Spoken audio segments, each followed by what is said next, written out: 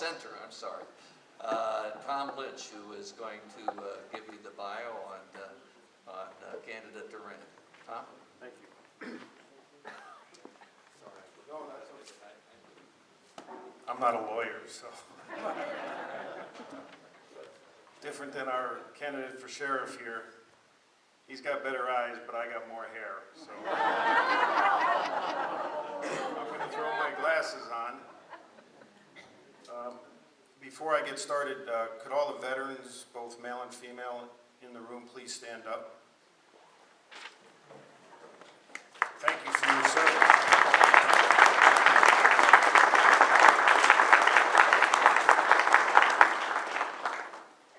Now, I picked up my mother. I grew up in New York, picked her up today for Thanksgiving, and I played basketball at West Point for Coach K, and he's playing Michigan tonight in Hawaii. But I felt it was important to be here this evening and drive the 120 miles before we celebrate Thanksgiving. It's nice to be in a place where I can stand and have a prayer before we get started, to hear the word Christmas, Easter, and we can talk about God and see a sign that says stand up with Israel. I don't get a chance to do that very often, so thank you very much.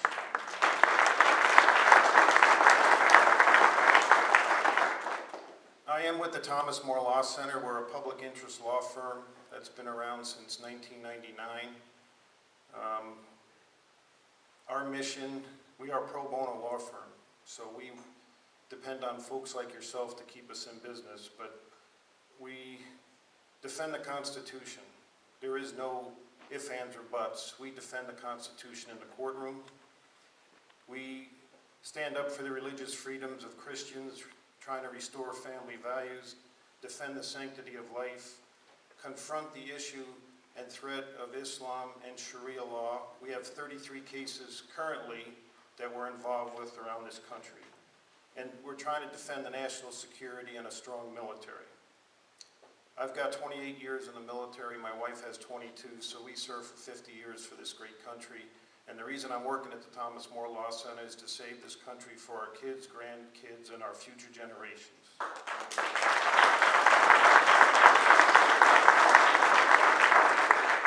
So if you're not familiar with who we are, I have some materials in the back. Please sign up for our email alerts. We need help for from people like yourself. But before I get to it, it's a distinct honor tonight to introduce Clark. But I want to give you a little history on the de-Christianization of America. Since the early 60s, we've witnessed the de-Christianization of our country. What is troubling is, while this has happened, Christians have remained relatively passive. In 1962, school prayer was outlawed. In the case of Engel versus Vitale, the U.S. Supreme Court struck down school prayer. That case concerned a 22-word prayer, which ultimately led to the removal of all prayers in American schools, and this is what the prayer stated. Almighty God, we acknowledge our dependence upon Thee, and we beg Thy blessings upon us, our parents, our children, and our country. In 1963, the Supreme Court declared pornography a free speech right. In 1963, Bible reading in schools was outlawed. In 1980, the Ten Commandments was outlawed. This happened in the case of Stone versus Graham. The court prohibited public schools from displaying copies of the Ten Commandments in its hallways. It acknowledged that the Ten Commandments were passive displays since they hung on the wall just like any other picture. Yet in the court's ruling, they redefined the First Amendment.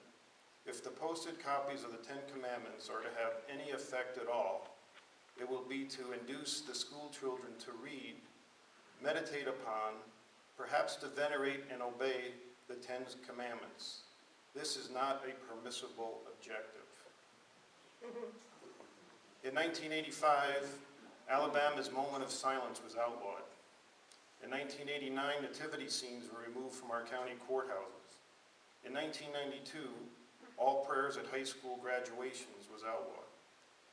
In 2000, students were not allowed to pray at high school football games anymore. And in 2003, the Supreme Court declared that homosexual sodomy is a constitutional right.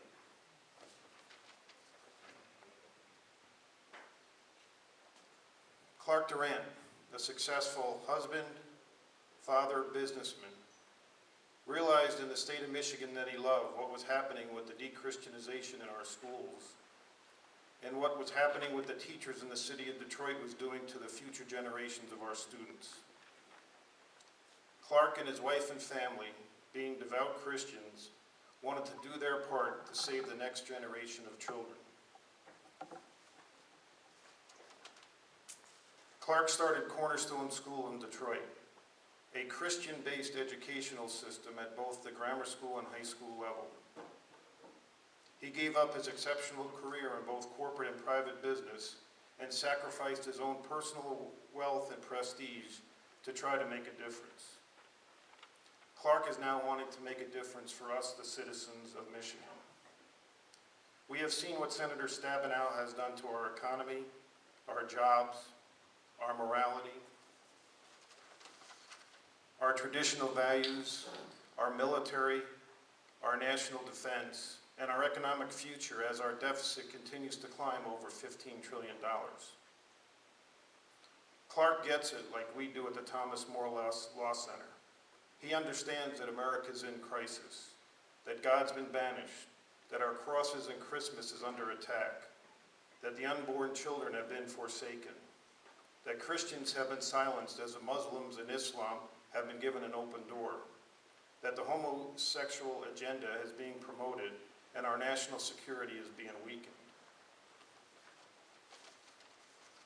As the Thomas More Law Center battles in the courts to defend America's Christian heritage and national security, we need senators with the values of Clark Durant to ensure that judges appointed for lifetime assignments in the circuit and Supreme Courts maintain what our forefathers established for this republic and within the U.S. Constitution. I'm honored to introduce a true Christian, civic leader, family man, patriot, and the man that I believe should replace Debbie Stabenow for the U.S. Senate, Mr. Clark Durant.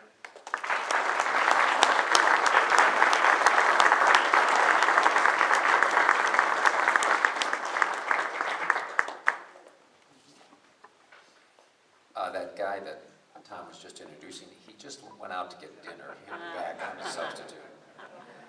Good evening, everyone. How are you? I'm delighted to be with you tonight. I have the great pleasure of having been able to drive up with two of our four children and my daughter-in-law. So if you would recognize my daughter Maggie in the back and my son Clark and my brother-in-law Taylor. I wish my wife Susan and I have been married for 38 years. This is a patient woman.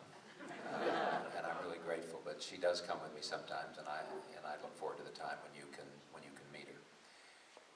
When Susan and I went through a process of deciding by both discernment and due diligence as to whether or not we were going to run for the U.S. Senate, there were a number of people that we talked to, a number of things that we had to think about as a family, and we finally came to the conclusion that we would do this race, and we wanted to do it for three reasons. I believe that our country is terribly at risk. I believe that this election is a generational election. What do I mean by that? It will affect the direction for the next 80 to 100 years of our country. We've had other elections that have had this kind of significance. The election of 1800, when Thomas Jefferson took over from the Federalists and John Adams. In 1860, when Abraham Lincoln, on the new Republican Party, and I tell many of my Republican friends to check our roots. Check our roots. The Republican Party came into existence because the Whigs, who had elected three presidents, the Whigs could not answer the fundamental question facing the country. Would we be half slave and half free? Or would we live up to the promises of our Declaration of Independence and be all free? And out of that, Lincoln, who was a Whig, became a Republican. Now, whether you're from Wisconsin and you like to say Racine in 1854 was the founding, or from Jackson, Michigan, was the founding of the Republican Party. Our first presidential candidate was in 1856, a man named Fremont, and then Lincoln in 1600. And it took the country in a direction that has affected every conversation for more than 100 years, frankly. The next election that was so significant was 1932. We are living today with decisions that were made during the New Deal, for better or for worse in many cases, frankly. And then after 1932 was 1980. Ronald Reagan offered a very different vision of America. And we were facing a choice as a country. Which direction would we go in? And people chose freedom, and they chose Ronald Reagan. The next one will be this one. 2012 will decide the next 50 to 100 years in the direction of our country.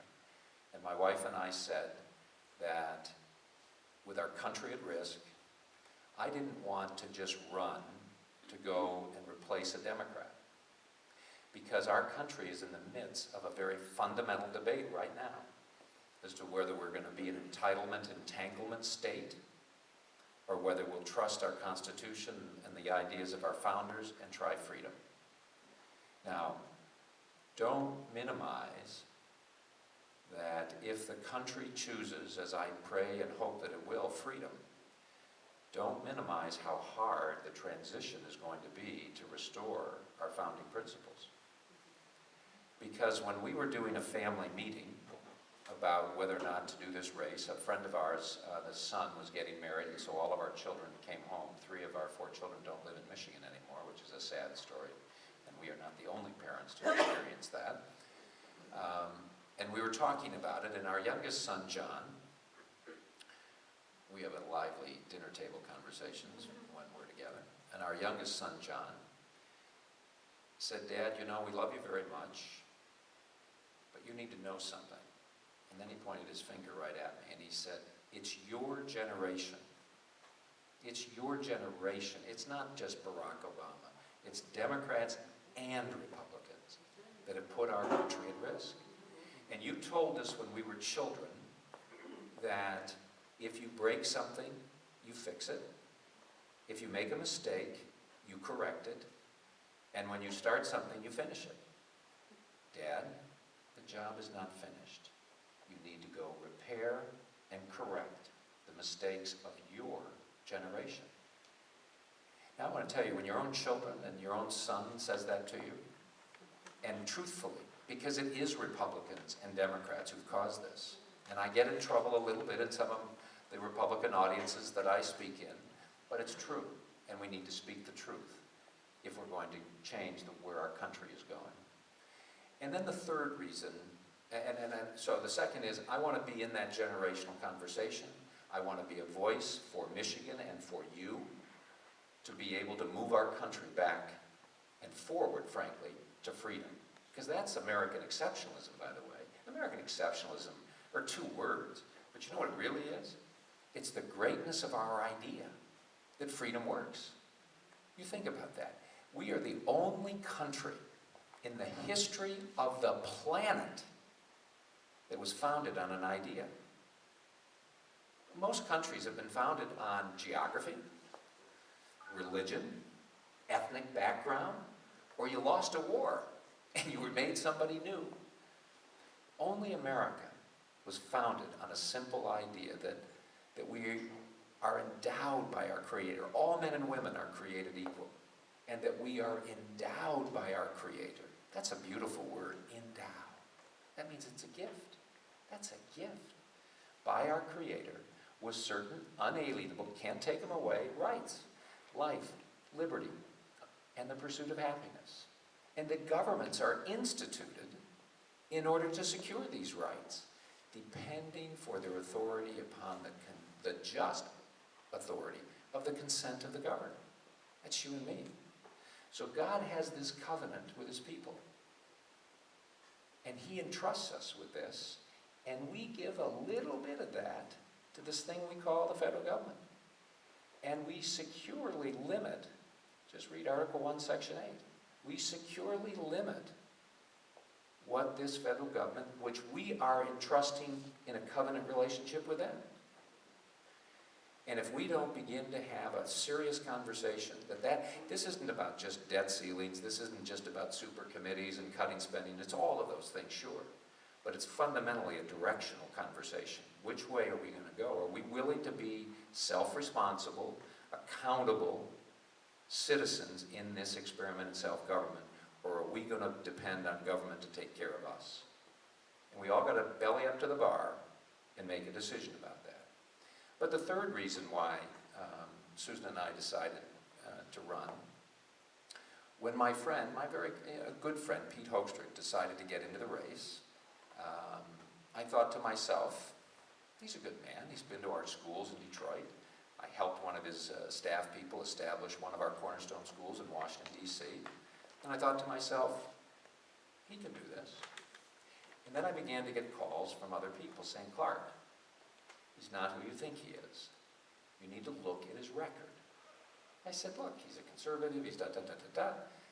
And they said, no. Betsy DeVos called me, Spence Abraham called me, a variety of people began to call me. And I said, so I sat in my library, and the internet's a wonderful thing. And I just started going down the record. And frankly, I was deeply disappointed to find out how many times Pete had been voting in a similar or same way as Debbie Stabenow. I found it, let's just take debt. Remember Abraham Lincoln, half slave, half free? The fundamental question for us, are we going to enslave our children and our grandchildren to a generation of debt and irresponsible spending, or are we going to try freedom?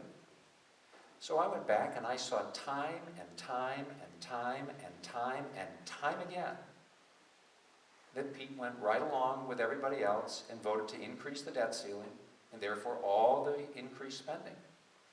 When people talk about these entitlement programs, the largest entitlement program since the 60s with Medicare was something called Medicare Part D, brought to you by the Republicans. Pete went along with that too, and by some estimates, that's even more expensive than Obamacare. Republicans and Democrats have put us into this mix. Then, when I began to look at, we are a manufacturing country. The strength of America has been very much built around men and women who have worked in our plants, who have designed and engineered new products. In fact, if you look at some of the records from the National Association of Manufacturers, more than 90% of the goods manufactured in the United States go overseas. So it's very important to our people and to American jobs that we have open markets overseas. If you think that many products of ours are being sent overseas, you've got to say to yourself, well, we better have markets where those products can be sold and used, right? Pete cut a deal with Jimmy Hoffa and the Teamsters and voted to make it harder and harder to open markets overseas. That's not a good thing. You know, there was an old French economist by the name of Frederick Bastiat. And Frederick Bastiat had a number of little interesting essays and whatever, but he had one very insightful statement. If goods don't cross borders, armies will. If goods don't cross borders, armies will. You create new friendships when you can expand the ability to trade. You make new neighbors. You create new friends. Trading partners don't go to war with each other. Trading partners don't go to war with each other. They try to find a way that they can meet new needs of the people in those particular areas. So I was surprised when I looked down Pete's record. And so while it wasn't the determining cause for us to make the decision, the first two were the reasons. Our country's in trouble, and we're in the middle of a debate that I want to be in that debate on your behalf and on behalf of the Constitution and on behalf of freedom. So we made the decision in the middle of August that we were going to get in. And one of the things that is important in this, when I was talking to different people, this is going to get very ugly. The president does not have a record to run on, to win on. So if you don't have a record, the only way you win is start tearing down people. And I know this experience. When Ronald Reagan, I first met Ronald Reagan in 1970. I was a student at Tulane University. I was one who was invited to come to this little meeting to meet him, and you know, I just thought the world of him then, and then I began obviously to read more and watch the way he was the governor. But you know, you want somebody who is willing in this job, who's willing and not afraid of the establishment, whether they be Republicans or Democrats.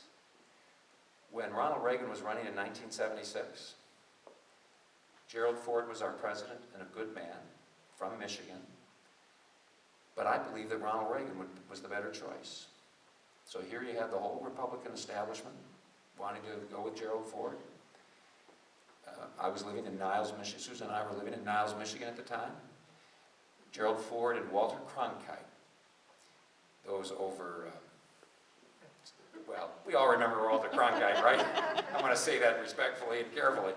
Anyway, Gerald Ford and Walter Cronkite were in a train coming across southern Michigan with a couple, whistle stop. The last stop was Niles, Michigan. And I organized a whole bunch of students to meet that train with Ronald Reagan paraphernalia. There was an open letter in that great newspaper, the Niles Daily Star, on the front page that said we needed we needed a Lincoln, not a Ford, and proceeded to lay out why Ronald Reagan had a vision for the future. The congressman from that district was a man named Hutchinson at the time. He came up to me, because he knew my father, and he came up to me and he said, "How could you do this? This is Michigan. This is Gerald Ford country."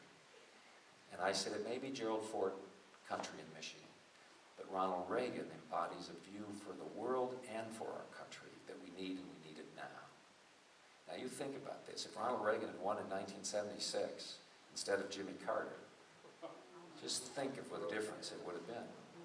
But I share that story with you because you want a United States Senator who is not afraid to stand up to either Republicans or Democrats on behalf of the Constitution and freedom. When Ronald Reagan was elected president, and I was, just a quick piece of bio, how many of you are familiar with Hillsdale College? How many of you are familiar then with Imprimis? I want you to know 40 years ago, I started Imprimis. Not bad, huh?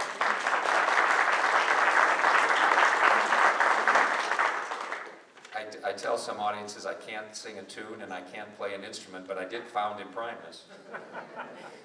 But the reason I tell you that is that I was hired by Hillsdale College I wanted to go to law school. I'd been accepted at the University of Notre Dame, but I had been offered the opportunity to come to Hillsdale for the president and establish the Center for Constructive Alternatives, the Washington Hillsdale Intern Program. And I walked into Dr. Roche's office and I laid out a mock-up of this little publication, and I said, "This is what we ought to do. It'll get the word of freedom out to more people."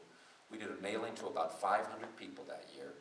I think the first one was the commencement speech by Leonard Reed that year in 1972. Today it goes to over 2 million people spreading the message of freedom. And I share that with you because I have spent the last 40 years of my life trying to create opportunities for others, solving problems, and expanding freedom.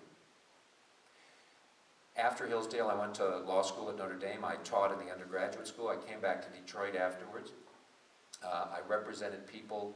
I went to the judges in Recorder's Court and Wayne Circuit Court and said to the judges, if there's somebody here who can't afford a lawyer, I will represent them. These were people, men and women, who were voiceless, frankly, in a very difficult system. Frankly, the voiceless today are the taxpayers of Michigan and America. They have no voice. I want to be their voice. I will be relentless. I care about the fact that government has gotten too big. It's no longer limited as our founders intended, and that needs to change. But I tell you that part because of that work. I got a call after Reagan was elected from one of the deputy attorney generals in the Justice Department asking if I would come down, and the president wanted me to head up an agency. It was a small agency, but it was a very powerful agency. Do you know what happens when you give lawyers $305 million? How'd you like that? to be up against you, right? My predecessor at this agency, it's called the Legal Services Corporation. My predecessor was a woman, probably know her name. Her name was Hillary Rodham. And she was under Carter, and President Reagan was having a hard time, frankly, getting a chairman confirmed. And I, because of the work that I had been doing in Detroit, was asked if I would head up this agency.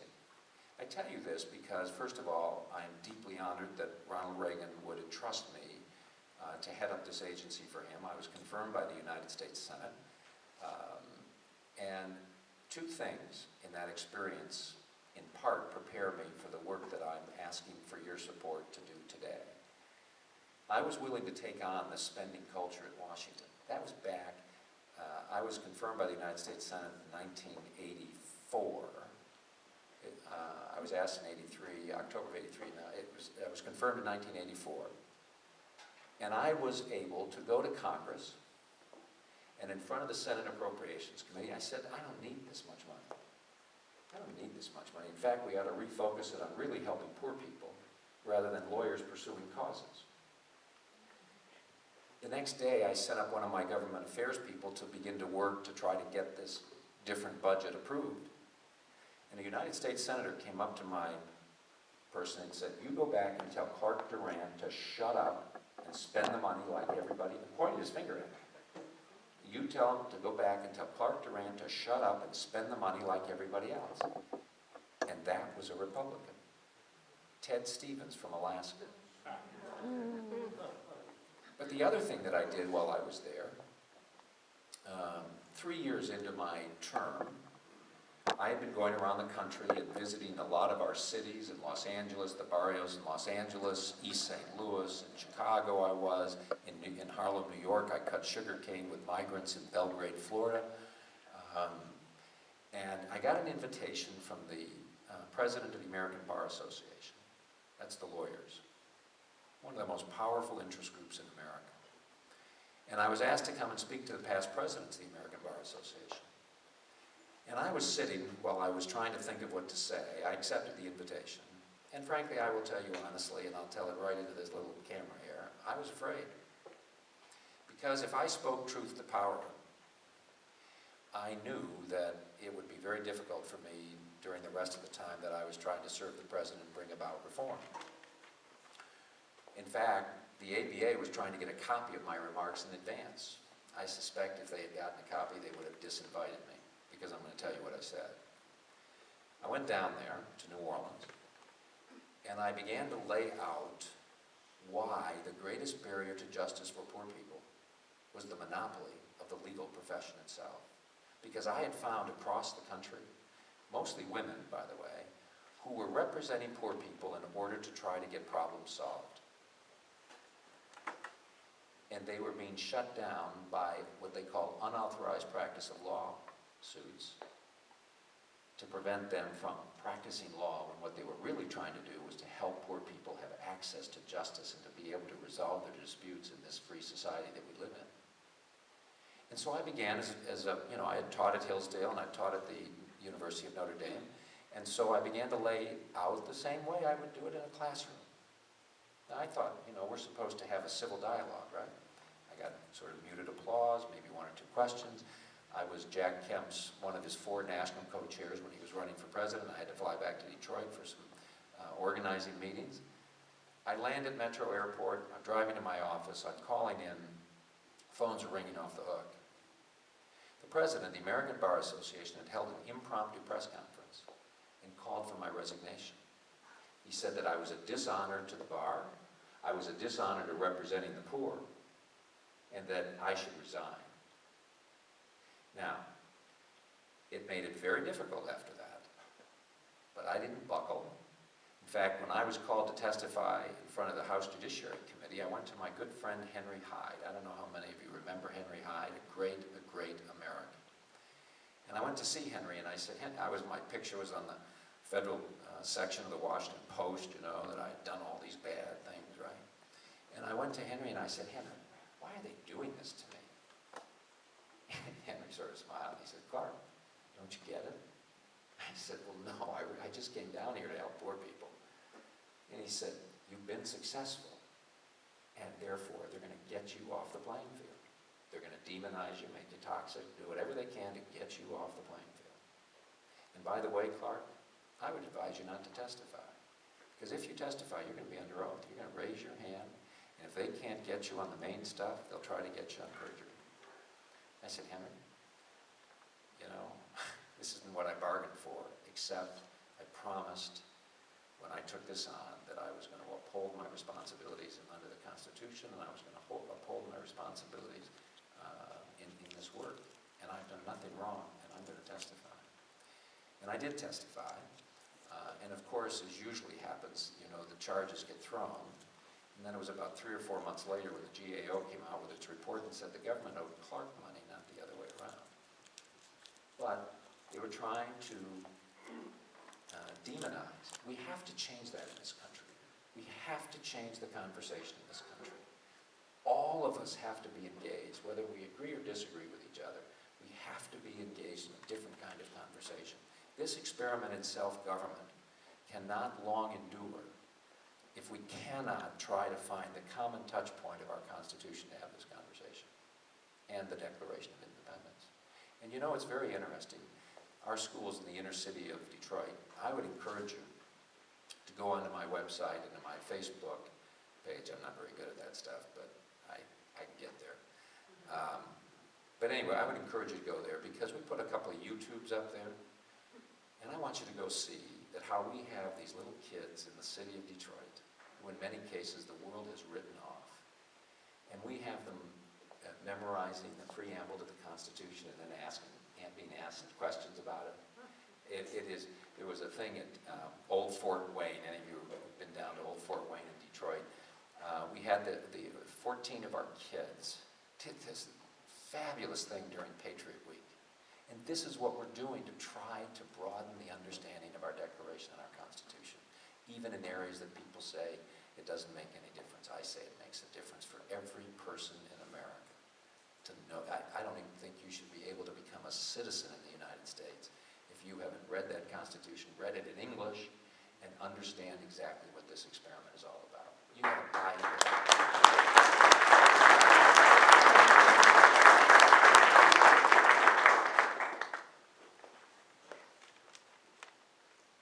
What I want to leave you with, and then I want to open this up to questions, I want to tell you one other story.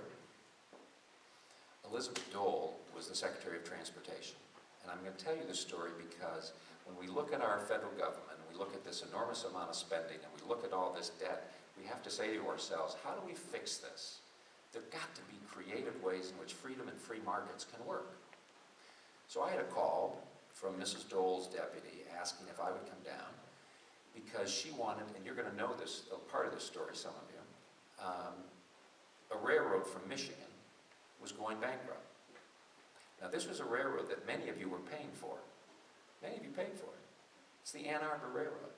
It was a state-owned, taxpayer-subsidized railroad. Gushing money. So when it went into bankruptcy, it had close to $100 million in debt and claims. There were 14 labor unions. There were about 6 major lawsuits. The track was a wreck. And Mrs. Dole said to me, you probably just need to go and liquidate this. It's a government asset. It's not producing. Liquidate it. I said, Mrs. Dole and her deputy, a man named Burnley and another man named Riley, I said, I'd like to try something different. So I went down, read the court file, saw that the 2 biggest customers were the Ford Motor Company and the American Motors, the Jeep plant at Toledo, and a couple of other things. Began to look at the labor agreements, went and met with the Ford Motor Company and with American Motors, trying to get an assessment on it. And I came back and I said, you know, I think we could save this railroad. I held a meeting with all the unions in Ann Arbor at the Marriott Hotel. These guys came, you know, they could have been my grandfather. I was a young man at the time. Over 6 years, we took a government asset and unlocked its value by doing the following. We ran it like a business and persuaded the government to sell it to me, not to me personally, but as trustee.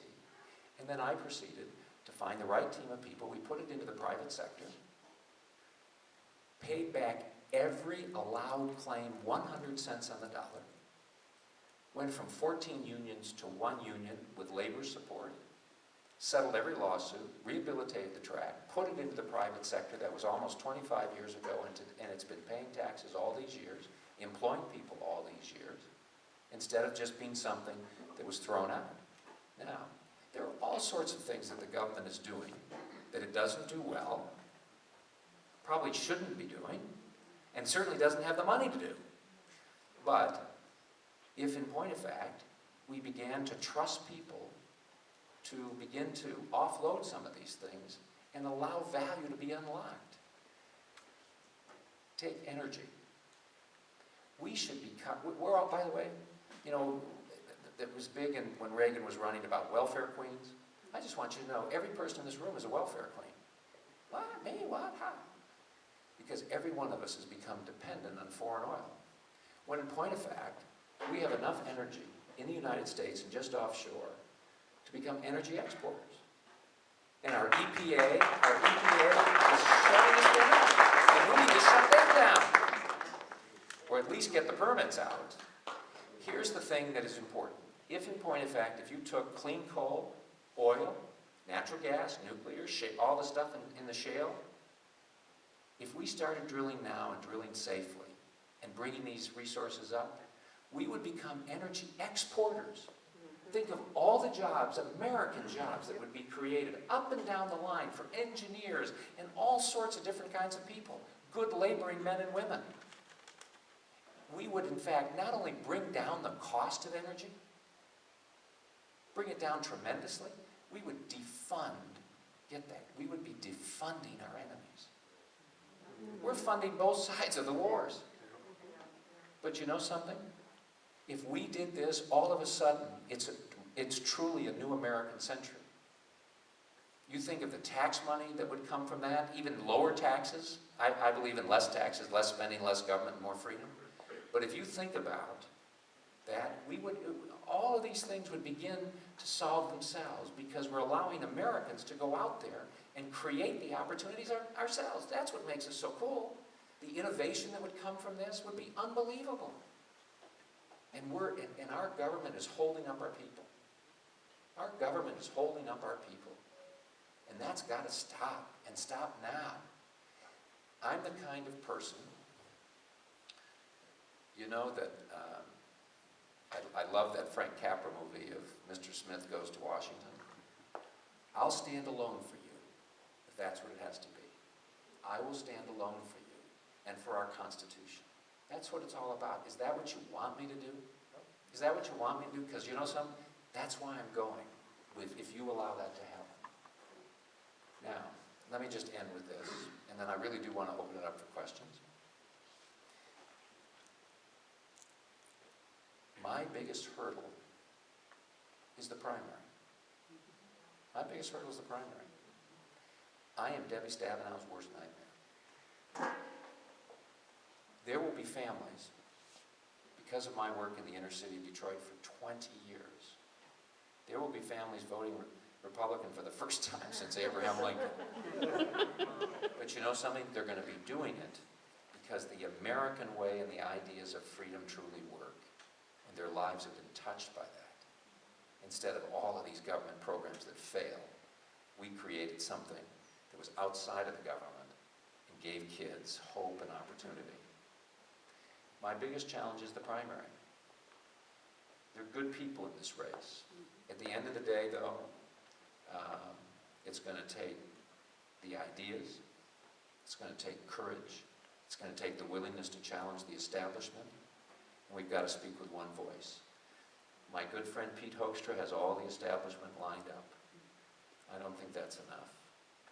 I think the will of the people will win. I think the will of the people will win, but only if everybody organizes. You know, did anybody do a count how many people are here tonight? 60, 70 people? 70 people. Now let me tell you something. You know how many people are really here? 7,000 people. Because every one of you affects 99 others. Jesus said, you know, leave the 99 and go get the one. I'm telling you just the opposite. Leave the one and go get the 99. Because you need to see each and every one of you you are a patriot being called to the Lexington-Concord road tonight? That's what I'm asking you. I am asking you to respond to the call to the Lexington-Concord road. Because if we don't do this, I'm telling you, our country is gone.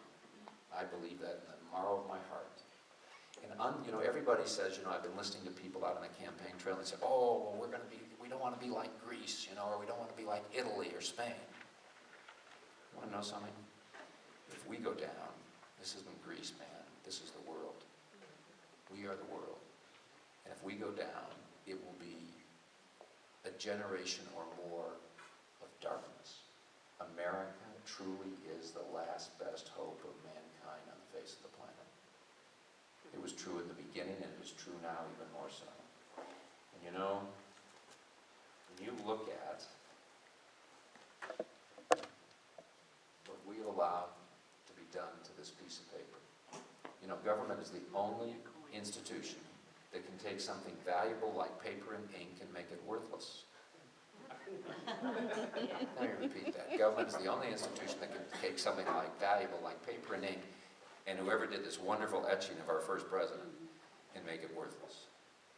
If you had been using this and putting this into your retirement, say, 18 years ago, $1 then, you now need $1.57. That's fraud. We need currency that is as good as gold, because we need the stability that will bring and the integrity that will bring. We no longer can allow our governments to be printing this money, because it literally undermines the integrity of transactions. God bless you for being here tonight, and I do hope that I can be your next United States Senator. Thank you very, very much.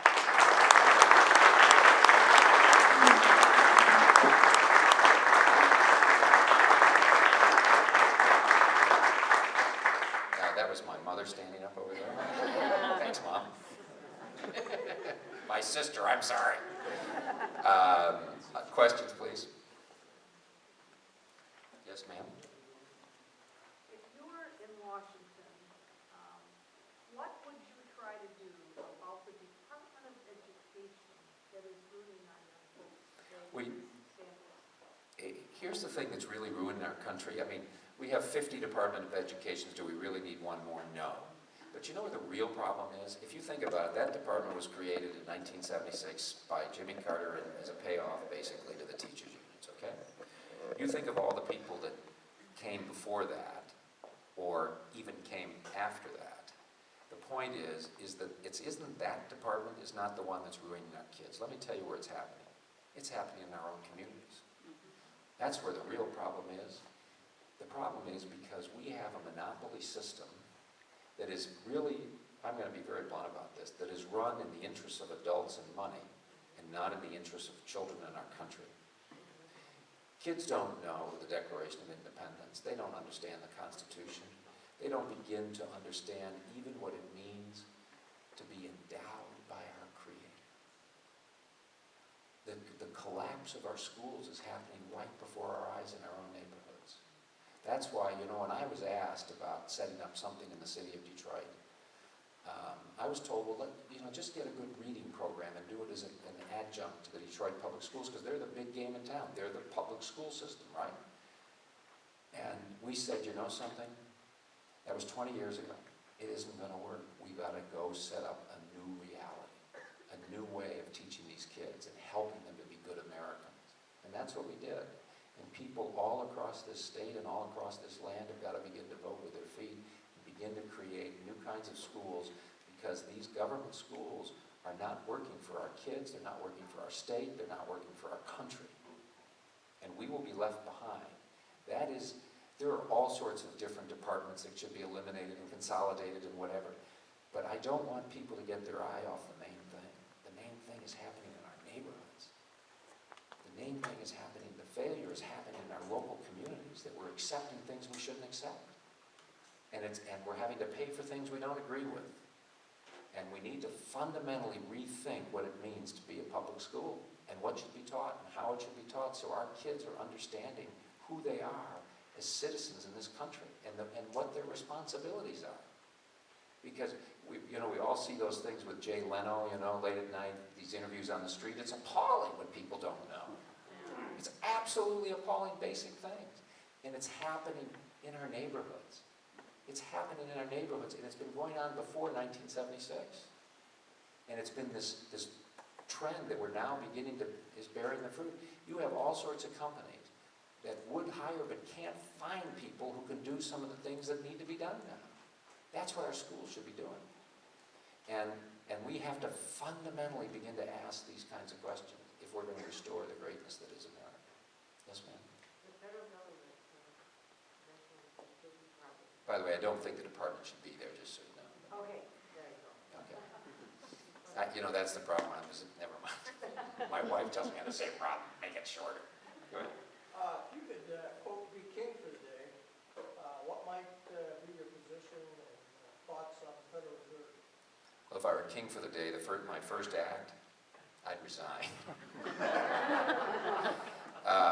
I'll leave that to George Washington. I think he set the right example.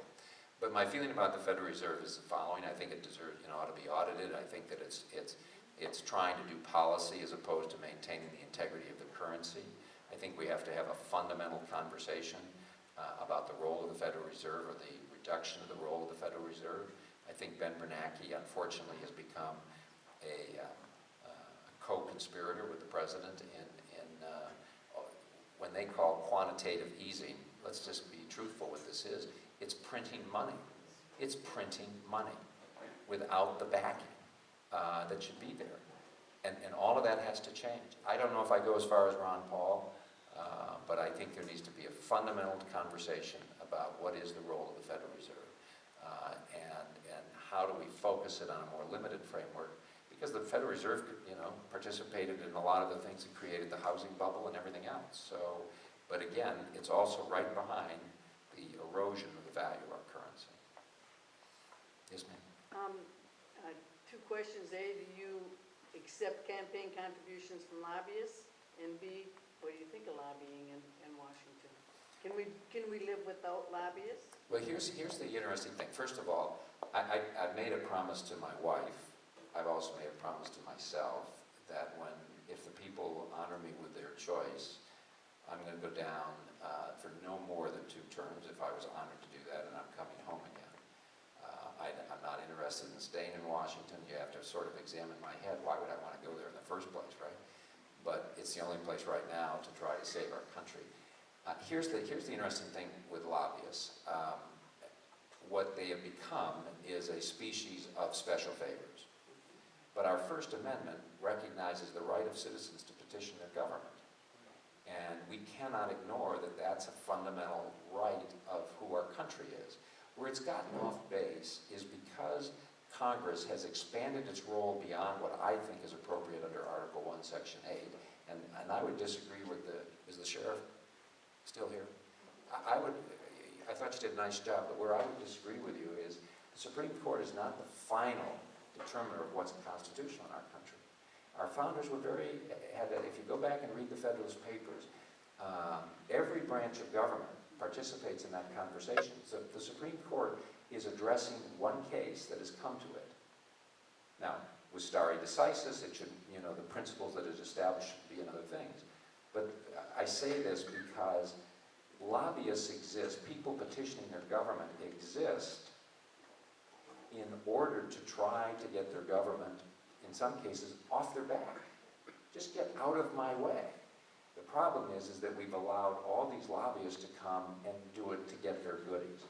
Let me tell you what I've told my John McCain. John McCain was behind this whole thing, McCain-Feingold. I'm a candidate from the outside. I've spent 40 years of my life challenging the establishment, right? Now I want to do it on behalf of the people in Washington. These rules that are supposedly set up for ethics purposes are in fact designed to keep challengers from running. What we really ought to have is a system of totally, whatever I can raise from what anybody wants to give me, let them give it to me as long as every person knows where my money's coming from. So that I can spend my time, I could probably within a short period of time get a certain number of people to say, we like these ideas, we want the Constitution to become the center of the conversation again, we want to have less government, less spending, less taxes. So 5 or 6 people each give me $1 million.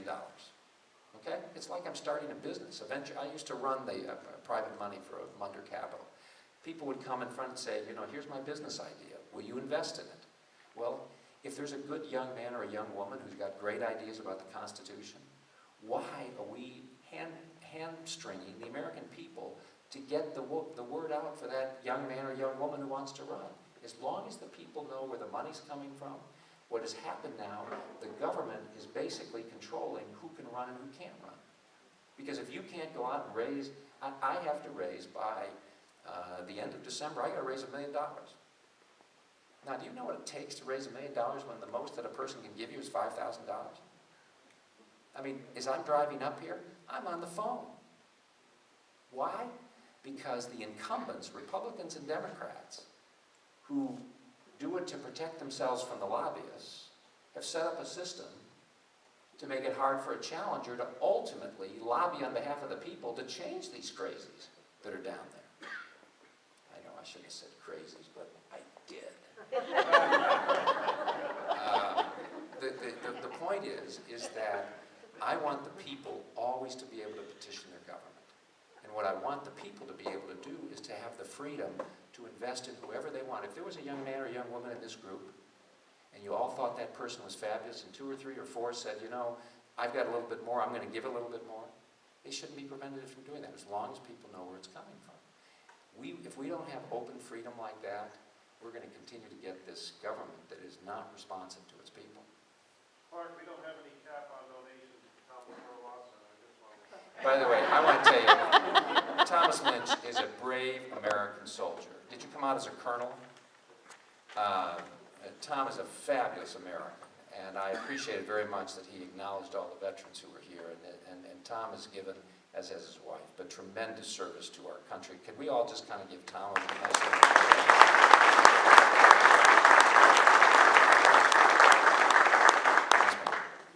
I think a huge problem in our country is our welfare system. What ideas do you have for reform? What we have set up is truly a reliance system. We have all these people who become reliant upon these payments from the government. And this may be a hard thing to say, but even the way unemployment is structured, it disincentives people from trying to find work. There are employers who wanted to hire people, but people say, well, wait a minute, let me finish these benefits and then I'll go to work. Then I'll go to work. I'm just telling you. I mean, I know. It's true. And I think if we're honest about this, if you're going to have unemployment, then tie it to the fact that you've gone and you're taking training for a job, and that you're applying for the job, and that if you don't satisfactorily complete the training, well, then maybe your benefits are going to stop too. We have to get this notion of self-reliance and the work ethic back into our culture. The best thing that could come around people and communities is, frankly, the love that God teaches us for each human person. If someone is out of work or destitute or having problems, then it really is our responsibility to come around families, whether we know them or not, in order to try to help them. Now, we recognize that there are certain things and transitions that are hard, and we want to be a country in which we care deeply about the least of us. I mean, Jesus told us the least of our brethren. But we ought to do this in a way that does not destroy self-responsibility and accountability. And I would say we should look at our welfare programs. You know, Randy Heckman, who's one of my opponents, or one of our, I shouldn't say opponents, one of the candidates in this race, tells a very touching story about how he's been involved in some programs that have literally taken people off welfare and put them to work. And that's really the community who love God and love others are rising up to help others. So I don't think I think that those programs have tended to undermine people rather than to sustain people. And I think we need to look and change those where appropriate. Yes, ma'am? Okay. You're the 4th senatorial candidate I've listened to in the last month. I've been fortunate to see them. All good men. I was impressed with all of them. They all want to go to help our country, as you heard. That's a common thing. One really was against Pete Hornstra, as you are. You all want to get the support of Tea Party groups. What element of your qualifications, besides raising money, because I'm very aware you have a lot more money than most of the other three I've listened to, what one other thing would make a decision for the Tea Party to choose you? Can I give you two? Sure.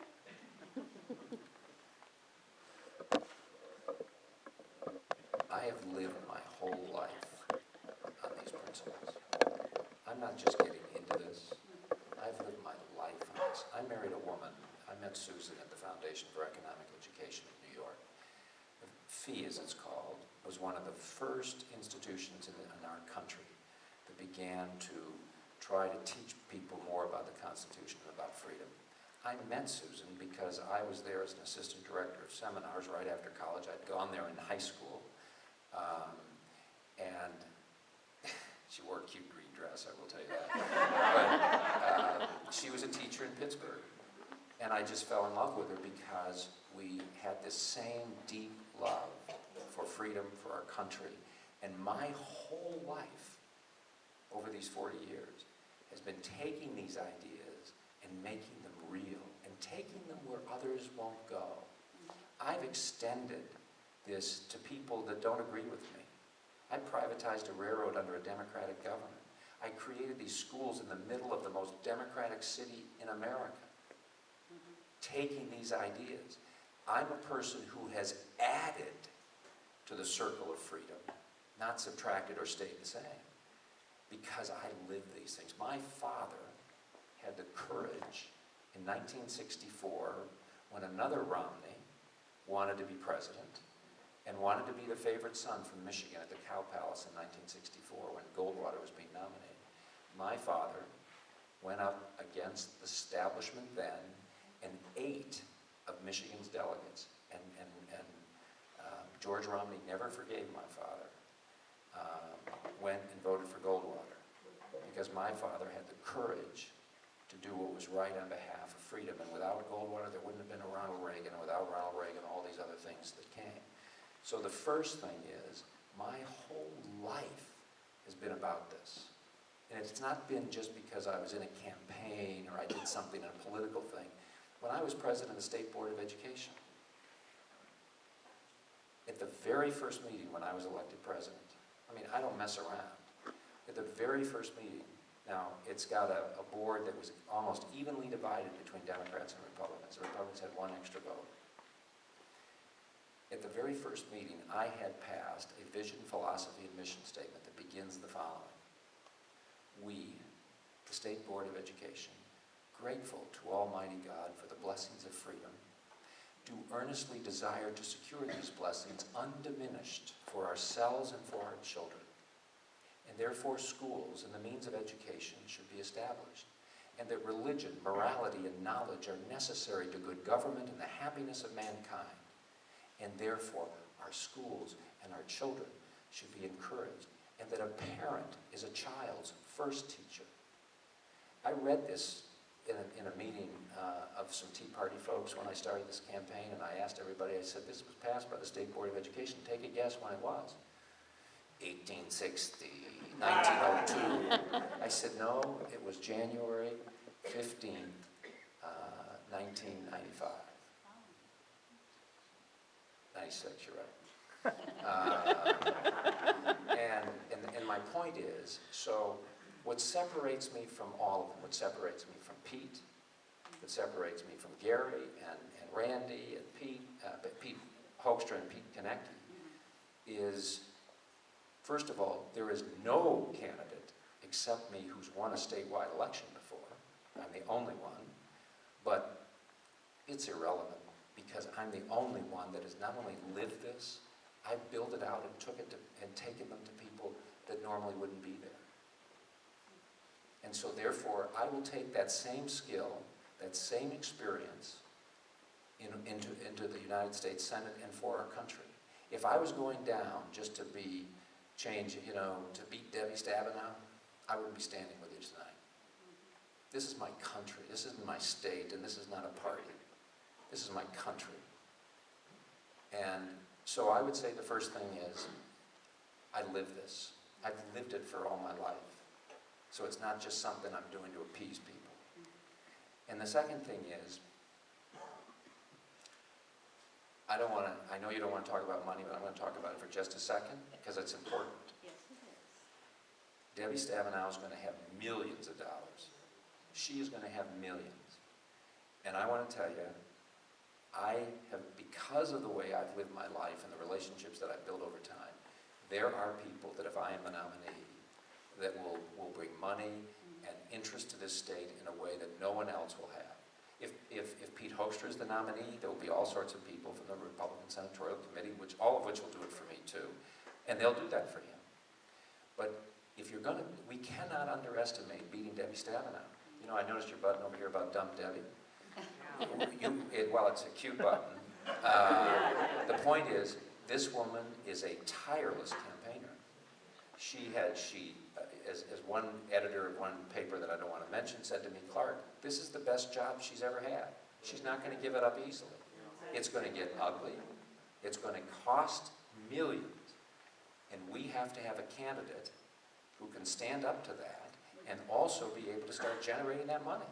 I mean, do I like the fact that that money's one of the factors in here? It is, whether we like it or not, because otherwise they will crush us. You know, Mike Bouchard, who was the sheriff in Oakland County, was a very quality guy. Yes, that's what I wanted. Yeah, Mike Bouchard was a quality man, wonderful wife, great family, had done a great job as sheriff, was crushed, I know. was crushed. I voted for him. Yeah, he's a wonderful, so I would say, you know, there's no one who has the background and the experience and the extension of freedom in our Constitution that I have. There's no one. While Pete's spending 18 years in Congress and the debt goes up, the spending goes up, the size of the government goes up, I'm out trying to create alternatives that show you don't have to do everything by the government. I hope that answers you. Yes. Yes? Thank you. All right, one more. I have a longer drive than you do. I mean, what the heck? Oh, I'm sorry.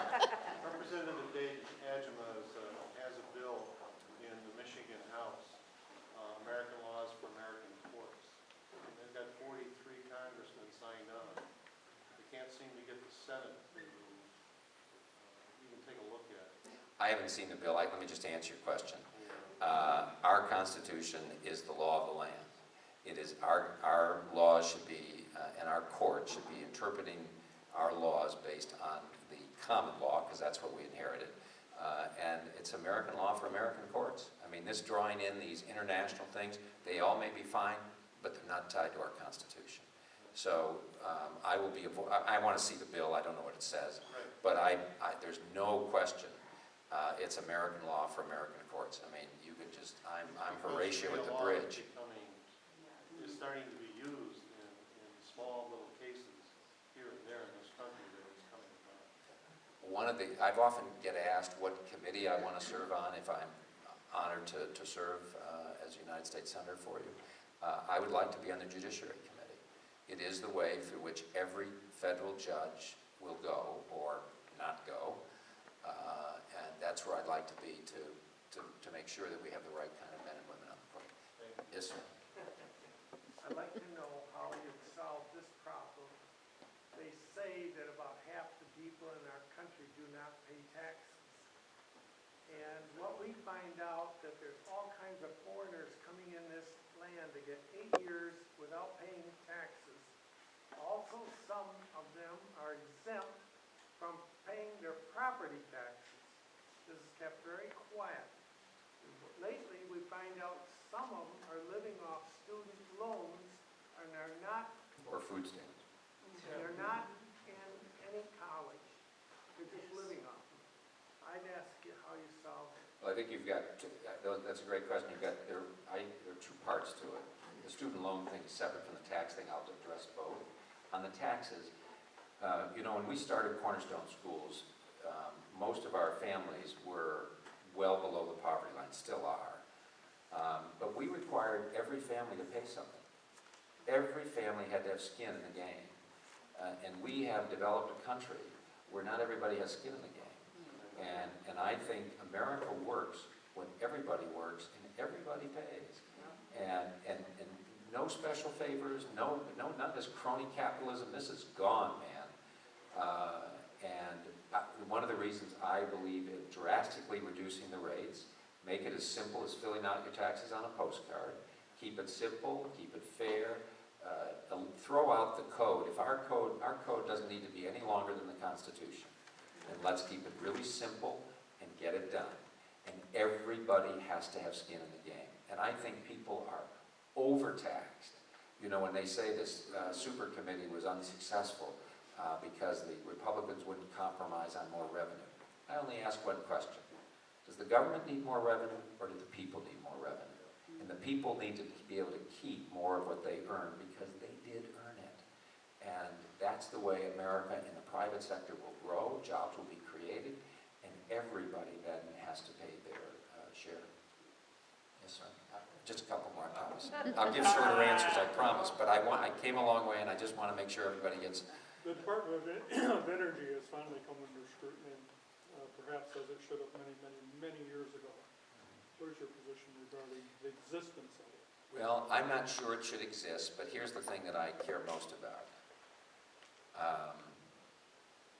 The EPA is the one that issues the permits to do the drilling.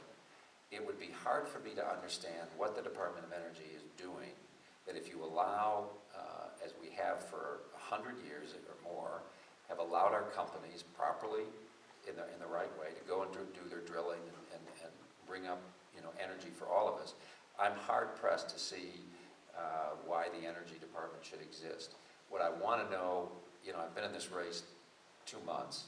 I want to find out some of the things that it does, because maybe buried in there is something that might be important to us. But for the most part, I don't see what that is, and in point of fact, it has become the focal of attention because it is about crony capitalism, and most of the president's, contributors are getting our money to do things that fail.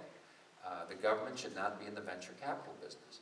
That money should go back to the American people and to the investing community, and let them decide and let them risk their own money.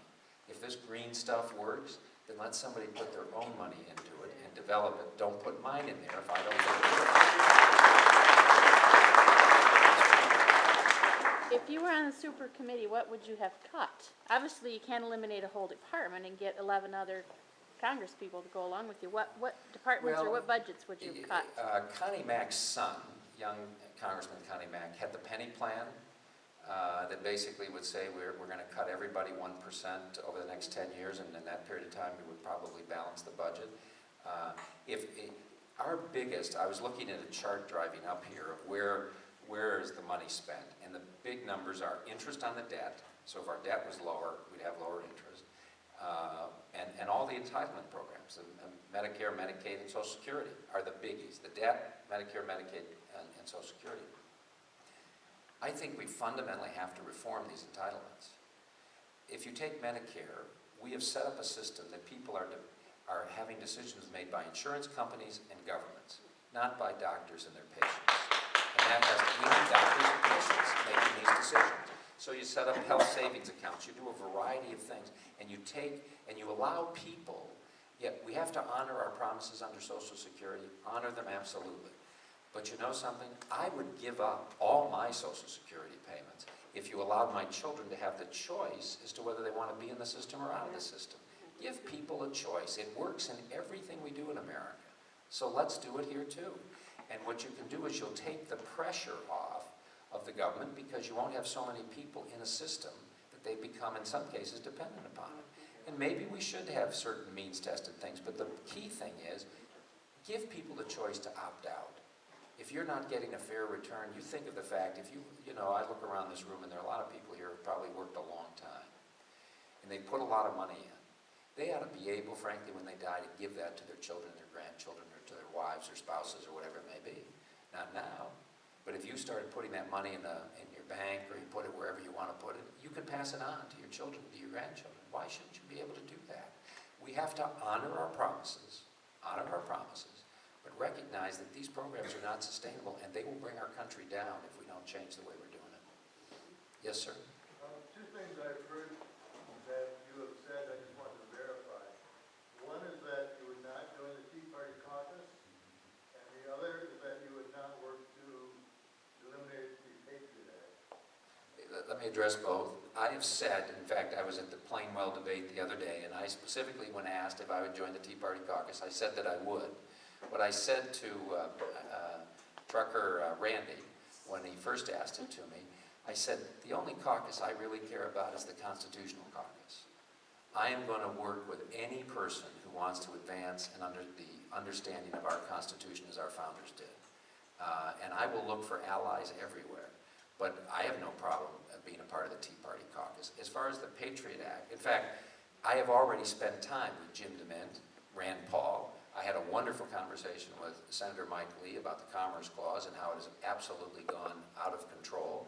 In fact, it was such a good conversation, I went back and read the Lopez case that Justice Breyer and Justice Thomas wrote the longest opinions about what is the proper understanding of the Commerce Clause. And Senator Lee was exactly right, and Justice Thomas had the better understanding of the Commerce Clause than, Justice Breyer.